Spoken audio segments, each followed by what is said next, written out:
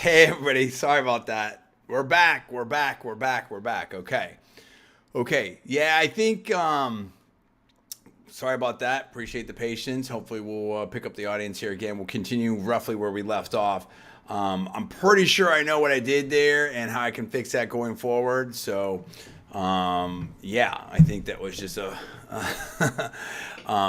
that's why one camera. I like one camera, but I don't know. I love both cameras, but one's definitely more reliable on the live stream. But I'm almost positive I know what I needed to do there, and I just adjust a few settings. I'll be totally fine. But in any event, where did I roughly leave off? I've roughly left off in here. I mean, look, I don't want to make it overly dramatic, etc. But basically, it's like this: if people need to step up. People need to step up and have the conversation. People need to step up. Whether it's everywhere, right? Whether it's personal life, whether it's work and everything. I'm saying all my personal opinion, only knowledge, in fact, like I said, no for purpose only. Please check all the disclaimers. But I think in these topics and stuff, like things have just gotten like super crazy, and they don't need to be. People need to calm down, but I think people need to step up and talk about things. We need to talk about how we're going to weather this recession. What are we doing about inflation? What about what's hot in technology? What's hot in automotive? What's happening? What about the crypto? What about AI? There's so many things. Healthcare. There's so many things to talk about. And we're going to talk about what's going on in the world. What's going to talk about what's happening with everything, and get my take on it. And I think I've got a unique take. I'm not saying that anyone needs to hear me or whatnot, but I do think that I know some things. And also we're going to make it an open conversation. We're going to talk to you. We're going to get your feedback on it. I want to hear what's going on with Tampa Bay. I want to hear what's going on with St. Petersburg, with Lakeland, Sarasota. What are people thinking? Florida, greater. And I'm sure we're going to be joined by, because we will be live streaming. Now, I wouldn't be surprised if we get some calls, if we get some participation, if we get some comments from around the nation and maybe even around the world. Who knows who's going to see this and comment on it, right? So yeah, that's kind of what we're doing with that. Now, in terms of, like I said, with the crypto stuff, it's just so crazy to me. And we'll go. So I'm going to try to move through these one step at a time. Oh, okay, wait. Well, so MMA. Let's talk about that. That's a little bit, and we'll go back and we'll wind down with cryptos and EVs and some things like that. But let's talk about the MMA. We have a heavyweight championship fight coming up here pretty soon, I think, right? We've got Jon Jones. This is heavyweight. Is it for the title? I'm assuming it's for the title, right? I think it's for the title. Yeah, I think it's. I will double check that. But this is going to be on March 4th, UFC 285. Jon Jones, the former light heavyweight, champ for a long, long time, is facing Cyril Gane. Now, Jon Jones, I mean, it's very interesting to me, right? This is super interesting. You can look at this a lot of ways, in my opinion. And, on the one hand, you've got Jon Jones that is really stepping up in, weight class on this. I mean, this is a heavyweight fight now. This is a different deal. It is a UFC heavyweight title bout. And it looks like, I'm on UFC.com right now, it looks like, they are favoring Jon Jones in this. And that's very, very interesting. I understand that, and I've seen some pictures of Jones, and I mean, he's looking huge. He's looking absolutely huge, and the dude definitely has a frame for that. So, I mean, yeah, that's very interesting. So, but it looks pretty close though. So it looks like the like Jones is the favorite right now. But I'm just telling you, Cyril Gane, like dude, I mean, he has tremendous movement. That guy has a lot of ability, a lot of moves there, dude. They're both 6'4", so Jones does not have the height advantage. I mean, Jones, we'll see where his weight's at, but Cyril Gane's almost 250. I mean, he's almost 250 pounds. Jones has tremendous reach. He's got a little bit of a reach advantage and a leg reach advantage. So it's going to be very interesting there. But I really like, I don't know, dude. I like Cyril Gane in that fight. I kind of feel like Like I really like Cyril Gane in that fight. I think he's really awesome. I haven't done the analysis. I'm not ready to make a call just yet, but the movement and the variety of offense that Cyril Gane has, I think is very, very impressive. Now, what is going to be interesting is to what extent, I guess, he lost to Ngannou. That went the distance. He beat Tuivasa. He beat Derek Lewis. I mean, Cyril Gane has beat some people that are beat Volkov. He's beat some heavy strikers, dude. Dos Santos. I mean, he's beat some full-blown heavyweights. He's beat some big strikers. So, I like the movement that he has. I liked it. But I think the biggest question mark is going to be, will Jones use that wrestling? Also, I mean, what kind of rust does Jones have? I don't have enough. I'm not ready to make a call just yet, but it's an intriguing matchup to be sure. Absolutely. I just want to touch on that because I'm starting to see some things out there on that is pretty interesting right there. And I think that's going to be I think it's going to be an interesting fight. But you also have to say that John Jones has tremendous amount of experience, has fought some top people, definitely has more experience there. So I can kind of understand where you're coming from there. I want to shift back to this whole thing now. Let's talk about crypto, right? And you can throw in NFTs on that. You can throw in Web3 on that, and all this. And it's like, and I'm not trying to.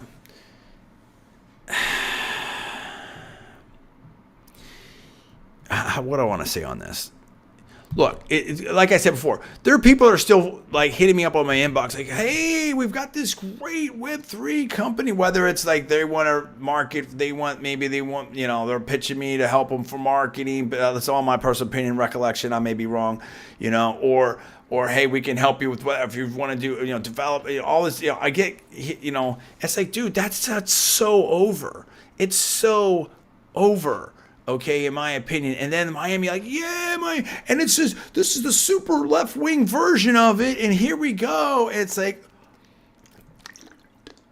what? Like, dude, I mean, what are we doing here? And then FTX, I mean, Sam Bankman-Fried, I think they, from I guess the law, I don't know, dude. I mean, what happened with that, right?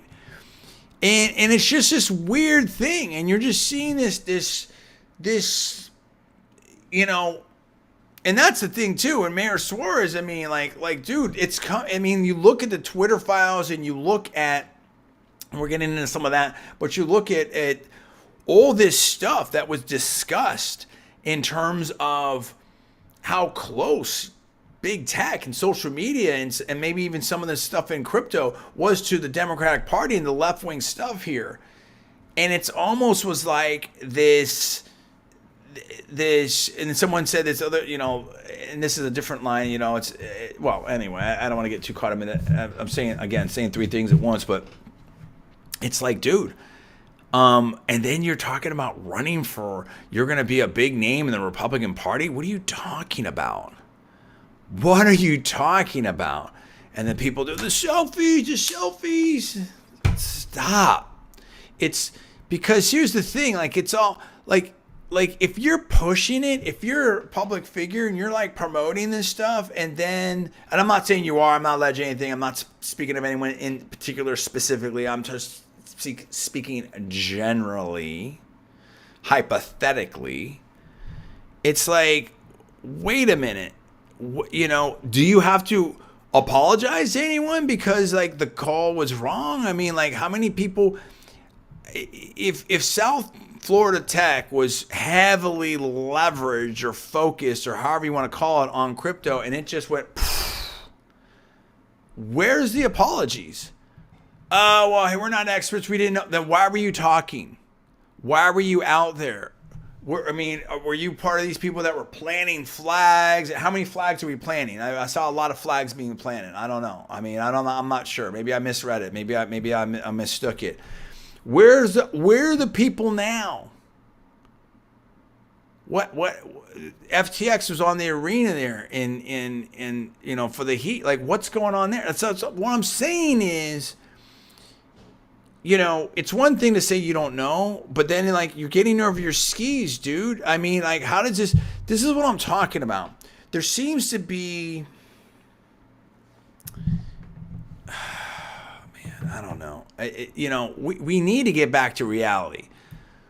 Whether it's the stuff with GameStonk or the crypto stuff. I mean, it's just like there's just like I think there's this whole idea, like there's just so, I mean, I think people feel like, I don't know, dude. I don't know what it is. I don't know what, I mean, and again, I don't want to be like, well, one of these, like, like when I was growing up or whatever.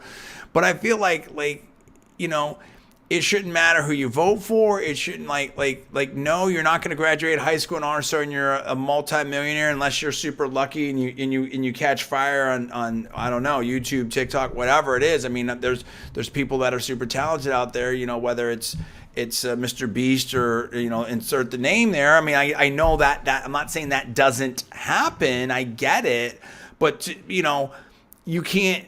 It's like saying I'm pretty good at basketball and I'm gonna make the NBA or whatever like that. I don't know. Like, I mean, that's not really a high percentage type of move there, right? So, in my opinion, and that doesn't. I'm not trying to stop anyone from doing it, but what I'm saying is, I feel like, there's a lot of people now where it's just like, they think it's just, maybe, I don't know if they think it's too easy, or they think they're supposed to, like, hey, I graduated high school, I'm going to be a multimillionaire, or yeah, I didn't go to school for any stuff. I really don't understand any of it, but hey, I'm going to throw a couple bucks on insert whatever crypto, and I'm going to be a multimillionaire or billionaire. Like, how does that make any sense? It never made any sense to me. Like, it was like the blockchain stuff, the technology was cool. I mean, I get it. Distributed stuff, decentralized. Okay, that's cool. And there's a lot of things there. I like the technology. But there's so many things that don't make sense. And I think that's what I was saying. That's why I want to do the show and other stuff. And that's why I want to talk to you, because we have to cut through the noise. So let's, I've talked a lot about that. I don't want to hammer that. I don't want to make it seem like I'm like, oh, I told you so, or I don't take any like joy in things not working out for people. That's not how I roll. That's not who I am. But I think it's important that people step up and be accountable, because there were people that were leading the band, buddy, and they were like, oh yeah, it's big money. Miami's taking over everything. Forget about Silicon Valley, forget about New York City. We're doing it. And it's like, wait a minute, what's your background in that? Oh, it's not that. Oh, okay. And then, again, these, I don't want to seem like a punk, because I'm going to seem like a punk. But you just, if I really, get rolling on this. But it just always felt like a, flash in the pan, insider type of, like, just a super tight group of people, party, none of it made sense. Why are we having venture pitches in nightclubs? Why are these people that have, that I've seen don't have a lot of experience in technology or venture capital leading the charge? Why are politicians super involved in this? Like, what's going on here, dude? I mean, where are the heavyweights? It just didn't make any sense, right? And it also just didn't address the main thing, and leaned into the super woke tech thing instead of saying, hey, we want to be different. We want to be an alternative to that. In Florida, and you look at Florida, you look at the voter registration, look at it's becoming redder than ever. So again, I don't want to repeat the same shows and repeat the same themes, but I think that there has to be some kind of discussion, some kind of accountability to this. And a lot of these people that were, again, they've sort of disappeared, kind of, right? Or morphed themselves. And it's like, it's craziness, in my opinion. So anyway, whatever. But along the same lines, let's talk about this. And I'm throwing a bunch of things together here. Let's talk about EVs.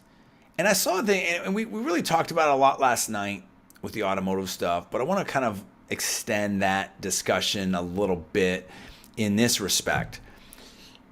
And someone made, I want to say it's Marquise Brownlee. That's a great channel on YouTube. Actually, I probably a number of channels. I hope I have that name right, and I really apologize if I don't.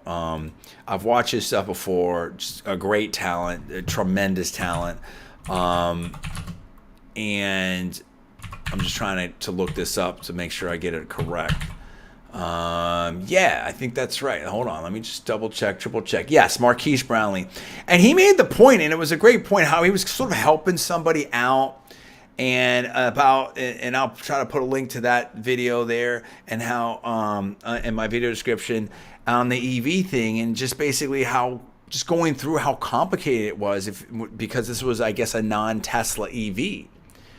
And that's the thing, like, you can talk about stuff on paper and we're electric too, and okay, electrify. I mean, the advantage that Tesla has, everyone's just going full blast. Well, not everyone, but a lot of manufacturers are going really fast towards this full EV or mostly EV, fleets and product offerings. And it's not just the vehicles, and it's not just the range. And I think what we want from EV is very different than you look at these vehicles look so different than what traditional vehicles have looked like. I don't think the brands are going to mean much. Someone made the point too about, I think it was on Ziegler's podcast, about Mustang Mach-E. Like, how does that Mustang brand really match with that? Does that match? I think as we go to EVs, I think you look at the brands, you look at the goodwill and everything that these car manufacturers have built up in these different spaces. And I think it's just going to, I don't know. I think it's going to, I don't know how translatable it is. Does anybody care that, let's say hypothetically, I don't know, insert the name here, some super exotic car manufacturers making an EV? Does that mean anything? I don't know. I'm not sure. What is that car going to look like? What's that vehicle going to look like in comparison? I don't know. Maybe it'll look the same, but I think that's a big question mark. What do people want out of EVs? To me, they want, number one is going to be range. Number two, how fast is it charged and where can I get it charged? Number three, obviously price is a component there. And also then there's the tech and the functionality and all these other things. I don't have it. I had it all figured out before, but I'm just rapidly going through this and just trying to touch on that, so I don't, that's not fully thought out right there. It's pretty much thought out, but again, I'm not prepared for that type of show, if you will. Anyway, I'm sort of rambling there. But the point is what you want are different things. They're different things. So now everyone's going into this thing like you could, let's say I'm just throwing a name out there for no reason. Let's say you're Honda or you're Toyota. You've built up this massive brand and customer base and everything, and if you go full blown into you're in a different space now. Is it going to work? Maybe it works great. But now let's say that you're, for instance, I'm trying to think of that. I'm just gonna, I don't know, Jaguar. Is a Jaguar EV? Is that customer? Is the EV customer? The traditional Jaguar customer, do they expect this? And now Aston Martin, let's use Aston Martin. The Aston Martin, traditional Aston Martin customer, now you hit them with EV. Is that a different experience? Do they expect something different out of it? I would submit to you that it's probably, it could be foreseeable or potentially likely that they might expect a totally different experience. So what are you going to do now? So some of these executives out there have and dealers and owners have bet their companies to some degree or certainly exposed to potentially, I'm not alleging anything, to some significant risk on that versus Tesla and Marquise. I'm going to get back to Marquise Brownlee here in a second in that story, which is, I think, a crucial story. So stay with me on this. Tesla has always been EV. And they've had time to work through it. They're not trying to slap it together. They've had a lot of time. I remember that first Tesla Roadster. and seeing that in Palo Alto and all, I mean, that was a long time ago. Elon has had time to work on this and figure this out. Now, yes, I think the manufacturers are ahead on the dealership structure and the customer experience and the car manufacturing and all that type of, the fit and finish, whatever you want to call it on that one. But Elon and Tesla have a major advantage in electric vehicles and the charging, the batteries and distribution and all of that stuff. And as Marquise Brownlee was talking about, as someone was charging up, he was trying to help them that they could, it was okay, you need this and this adapter to do this, and then you had to have a money. I can't remember. I'm sure I kind of fast forwarded through some of it, so I'm probably getting a lot. But the point that I took away from that is it's not enough just to have a vehicle. It's not enough just to have range. Okay, we still have these charges. It's like, how easy is it to own and operate that vehicle? What's the usability of it? What are the charging stations? What are the times? How easy is it to operate? There's a lot that goes into this. Meanwhile, Tesla has slashed prices and their sales are going up. And people that were all counting out Elon and where's Tesla?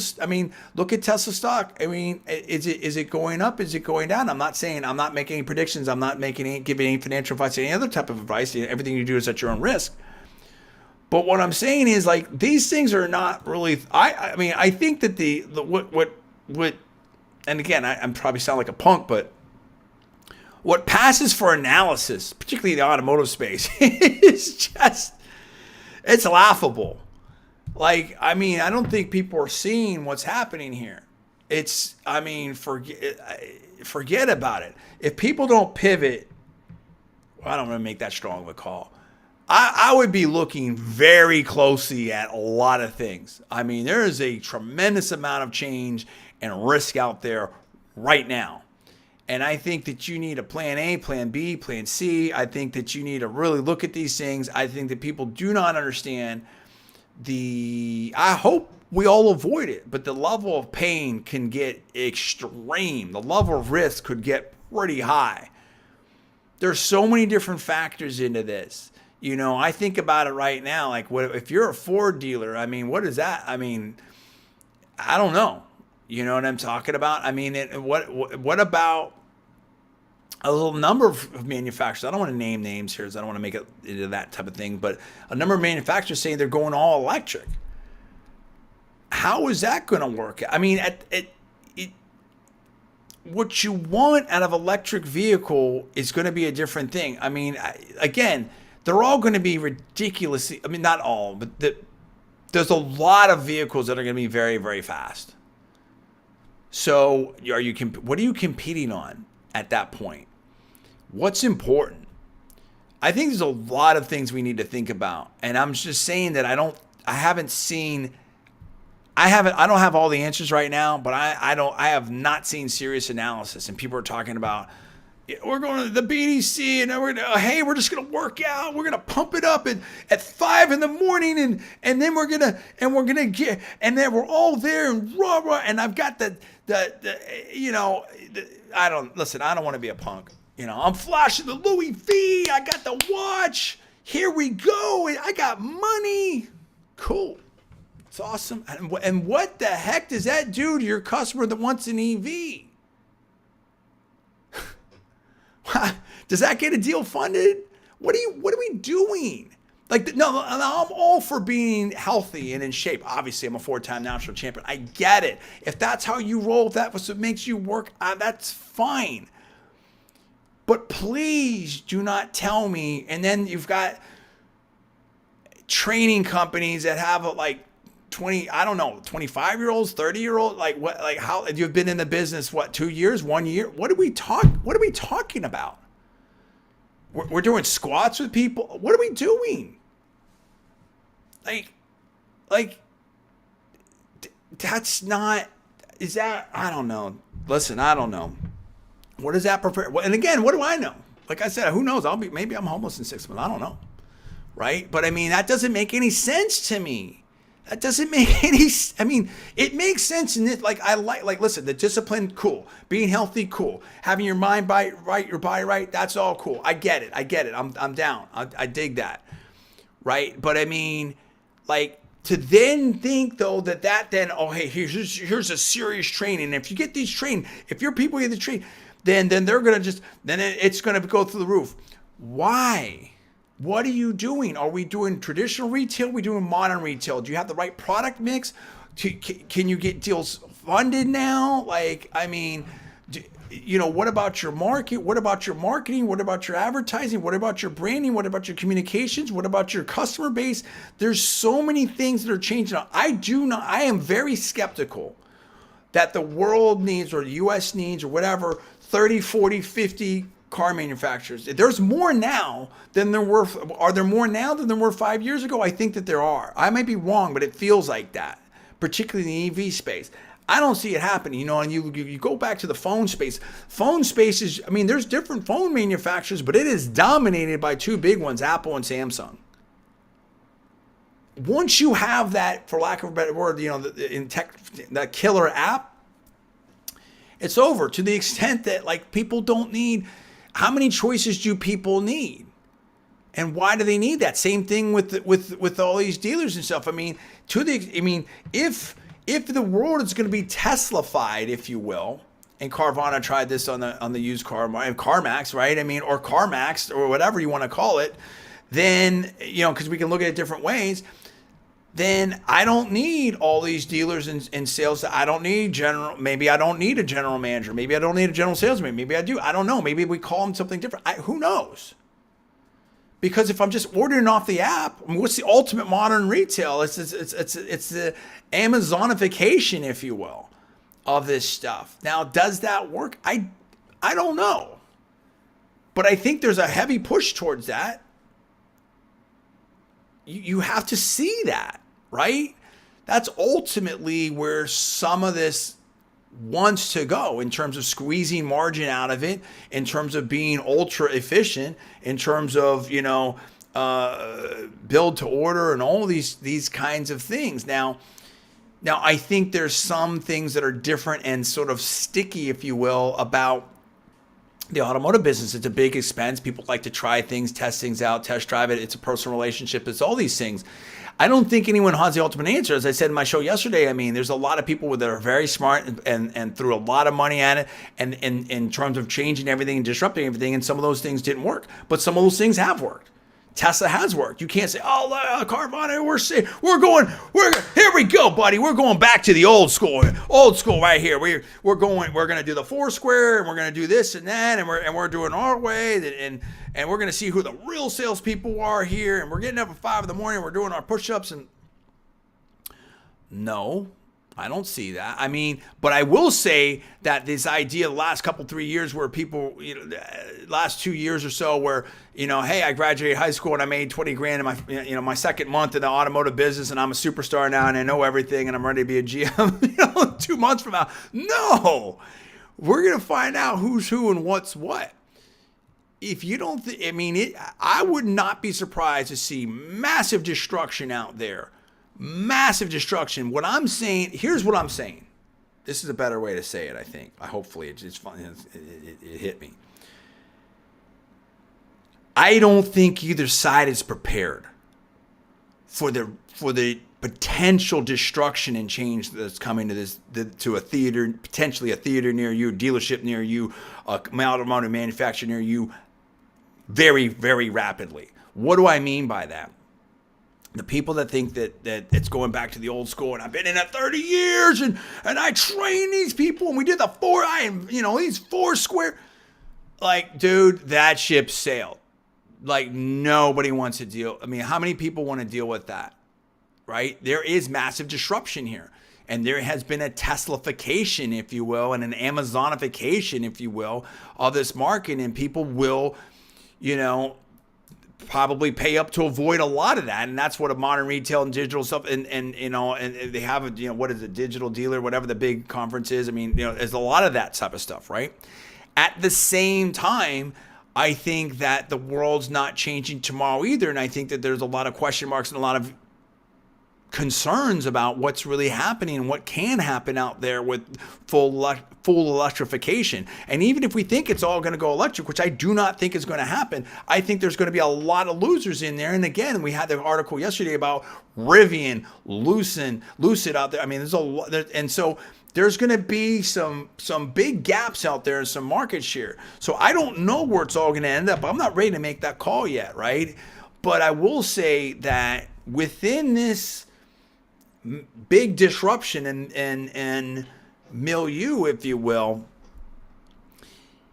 if you are the Honda GM or the Honda dealer or owner or Chevy GMC or whatever, I mean, what are you looking at? How do you win? How do you make it happen this year? I think this year is going to be next year is going to be a lot about survival. But I also think you are going to have to position yourself very aggressively to win. And you're going to do heavy marketing. Of course, I'm biased, and that's that's one of my things in my wheelhouse. I think it's going to be heavy marketing. I think it's going to be, you have to figure out how to add value. You have to look at that product mix. You have to be very intelligent about how you are going to operate in this. And then I would be looking at, okay, here's what we're going to try to do this month and this year and next year. And if this doesn't work, then what about plan B? I mean, I would be very focused on strategy, very focused on marketing and communications, very focused on customer interaction. And I think we talk about humility, we talk about servant leadership and this type of stuff. I think there's a lot of people like, this is what it's going to be, or this is what, or my consultant, or this is, I think you have to make a move and you have to place a bet. I get that, but I would be ready to pivot. I would be humble enough to let the consumer tell you where they want to go and see where things are happening. And that's it. It's like when I make videos and stuff like that. Like, I mean, I can have an idea, and I've been pretty darn successful at that, right? I mean, over 60, I think I'm close to 63 million views. There's some videos I make, I put all the effort in it. I know this is going to be great, and it doesn't go anywhere, right?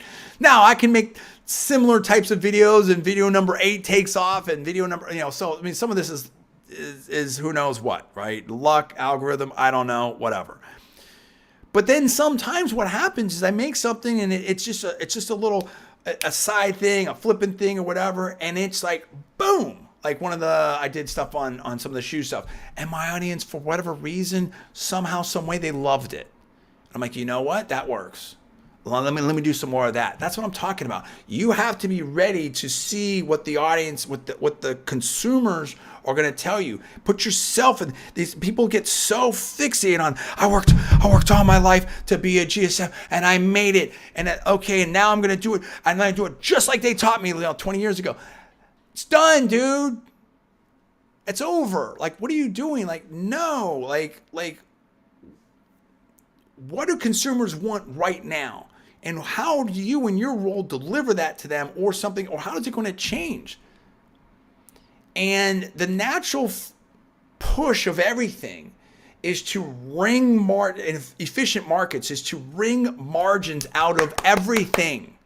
That's every business. Automotive is no different, and the margins have been very, for a minute here, and they're going to get wrung out. You best believe that.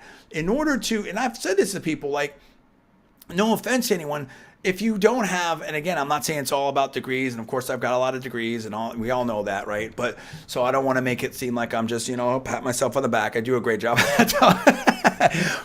But listen, what I'm saying is this: when I've counseled, when I've talked to people that are young in the business, I say, hey, hold on a second. If you're making great money, that's fantastic. And everybody, look, selling is great. You always want to be closest to the money, generating money, right? That's job protection, or at least, that's a transferable skill, in my opinion. But if, let's say that you don't have that college degree, or you don't have that advanced degree, or you have limited experience, why should you make 6 figures? And if you can, fantastic. That's awesome. And I applaud you. But what I'm saying is, you shouldn't expect that because it doesn't make sense. over a lot of people over a long period of time, right? If you amortize that out, if you okay, the one person in the one market and whatever, but if you look across all these dealerships, it doesn't make sense. So in order to be able to get major money and sustain that, you have to constantly, because the forces of efficient markets are to wring margins out, you have to continue to add more and more value, more and more productivity, more and more efficiency. And I think I've seen a couple things here, and I'm not ready to lay it out now, because some of this I'm keeping in my back pocket and I'm looking at what I want to do and how I'm going to, what strategic things I'm looking at. Although I give so much away for free, we know that. But I think there's some major gaps that are missing. And I'm going to talk to an owner tomorrow, actually. And I think there's some major gaps that are missing that are, the approach in the automotive space. Like if you really wanted to do something different, you really want to be aggressive, I think there's a way that you can really, really play that. But what I'm saying is this. I think people understand that it's going to get challenging, but I don't know that I haven't seen great answers to respond to the change. I don't think people understand the degree of change, the breadth of the change. I don't think they understand the complete risk and business threats that are out there, if you will. And I don't think they understand how it's going to be disrupted. And I don't see the answers, the appropriate answers to that environment. I think it's just, hey, we're going back to the old stuff. Now it's time for the vets to get. And some of that, yes, but I think that it has maturely changed. Does that make sense? So anyway, this will evolve. And we'll continue to talk about it. And we'll talk about it on the show. And I look forward to seeing what other people have to say. I look forward to having great professionals out there. I look forward to getting into all kinds of other conversations. And that's the other thing too, is I'm by nature a really super optimistic and positive person. And I want to have that. I want to do it in news you can use, things that can help you, things that can hopefully impact your life, right now. But I also think some of it is calling it like we see it, right? And having that reality check. It's not me talking smack. It's about trying to have a reality check out there, because you can't be positive and you can't affect people's lives in a positive way if you don't try to be honest with them and candid with them and dive into it. And it's not easy. No, there's nothing about being super successful. I'm a 4-time national champion, right? I've been elite at so many different things in my life, and I still don't have it all figured out, right? All right, I'm not retired yet. I don't have the huge house, and so I don't have it all figured out either, right? And so I've made some huge wins, especially where I came from, in my opinion. But I've also made some mistakes. But what I've seen, what I'll share with you is I've done a lot of elite stuff in many different fields, and I haven't met anyone else like me that has that level of success across the breadth that I have. And I'm sure there's people out there and whatever. But all I'm saying is this, not about me. It's about this point. There's nothing easy about being super successful. There's nothing easy about it. There's nothing easy about being super great. That doesn't mean that you need to live at your job. That doesn't mean you don't have a personal life. And I think that if you're full blown workaholic, you're going to burn yourself out. I don't think that's good. I don't think that's healthy. I don't think that you want to be you always have to live. I think I try to enjoy life and be balanced and all that. But what I'm saying is that you have to have an approach. You have to have a desire to be great. You have to have a strategic mind. You have to be willing to work hard, and you have to I always try to find a better mousetrap. Right? So anyway, I hope that was helpful. We had a little two-part thing here. Sorry for the technical difficulties. I think I know how to fix that next time. But I look forward to your comments. I look forward to continuing the conversation. And I'll have another show and another thing. I may have some more discussions and announcements tomorrow. We'll see. But I look forward to hearing from you. Thanks so much for watching. I'm John D. Valero. Please check out all the important disclaimers and links in the YouTube description. Thanks so much for watching. I'll see you next time.